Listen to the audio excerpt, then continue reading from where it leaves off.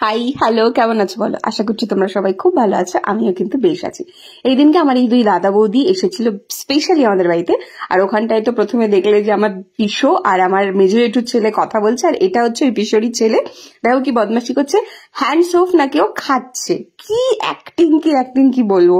যাই হোক, আর এখানটায় কিন্তু প্রিপারেশন চলছে, যেটার ভিডিও অলরেডি তোমাদের সাথে আমি আগে শেয়ার করেছি, যেদিনকে আমাদের বাড়িতে হয়েছিল লাচ্ছা পরাঠা আর তার সাথে চিকেন কষা, যেটা দুটোর কম্বিনেশন তো অসাধারণ, আর টেস্টটাও ছিল দুর্দান্ত।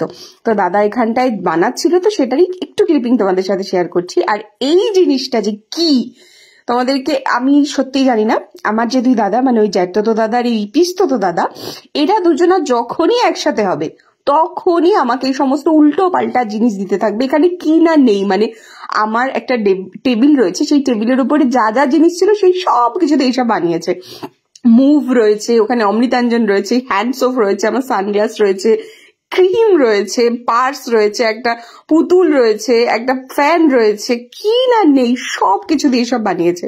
তারপরে এই সমস্ত মজা ঠাট্টা করতে করতে আবার চলে আসা হয়েছিল মেন খাবারটা তখন গরম গরম বানানোর জন্য। দেখো কতটা সফট হয়েছে, ক্রিস্পি প্লাস সফট যেটাকে বলে সেরকম, মানে আর এতগুলো সুন্দর সুন্দর লেয়ার বোঝা যাচ্ছিল।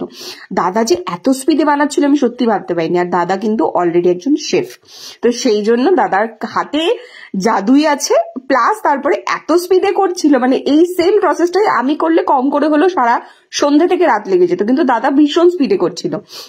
তারপরে নাকি লাচ্ছা পরাঠাটা এরকম মাঝখান থেকে কেটে সার্ভ করলে নাকি জিনিসটা আরো বেশি সুন্দর হয়, যেটা দাদা অবভিয়াসলি জানবে, সেই জন্য দাদা বলেছিল বলি ওইভাবেই সার্ভ করা হচ্ছিল। আর এখানটাতে বাটার দিয়ে সুন্দরভাবে এটাকে বানানো হয়েছিল। আর এখানে দেখো সবাই বসে বসে খাওয়া শুরু করে দিয়েছে, আমি একটুখানি পরে খেয়েছিলাম। আর প্রত্যেকে খাচ্ছে, গল্প করছে, আড্ডা মারছে, মজা করছে। ভাবলাম সেই ক্লিপিংসটাও তোমাদের সাথে কেন শেয়ার করবো না। আর এখানে আমার মা শেয়ার করছে, সবাইকে দিয়ে দিয়ে যাচ্ছে। আর বাবা এখান থেকে টুকুস করে একটা পরোটা কিন্তু খেয়ে নিয়েছিল, ঠিক আছে, বাবা আর কন্ট্রোল করতে পারেনি। তারপরে বসে পড়েছিলাম আমি, যেখানটা একটুখানি লাচ্ছা পরোটা ছিঁড়ে নিয়ে একটুখানি মাংসের গ্রেভি দিয়ে খেয়েছিলাম, আহা অমৃত। আর তারপরে ওইটারই ক্লিপিংস একটুখানি তোমাদের সাথে আবার শেয়ার করছি, যেখানে আমাকে ওরা অলরেডি এটা গিফট করেছে। দেখো কি না নেই, আমি তো হেসে পাগলা হয়ে যাচ্ছি।